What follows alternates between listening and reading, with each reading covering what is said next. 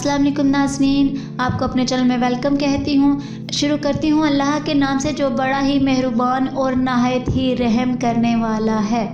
नाज़रीन, आज की इस वीडियो में मैं आपको बताऊंगी कि अगर कोई इंसान परेशान है तो उसकी परेशानी के लिए क्या किया जाए तो उसकी परेशानी ख़त्म हो जाए। उसके लिए मैं आपको एक वजीफ़ा बताती हूँ।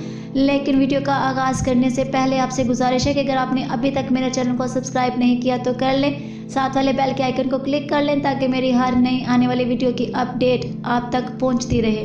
नाज़रीन, अगर आपके पास रहने की जगह या मकान ना हो या रोज़ी का ज़रिया ना हो या आप रिज़्क़ से तंग हैं या फिर मुसाफिर हैं और सामान आपके पास कुछ नहीं, तो आपको क्या करना है, सूरह एराफ की आयत नंबर 10, सूरह एराफ की आयत नंबर 10 को 151 मरतबा 151 टाइम्स रोज़ाना पढ़ लें।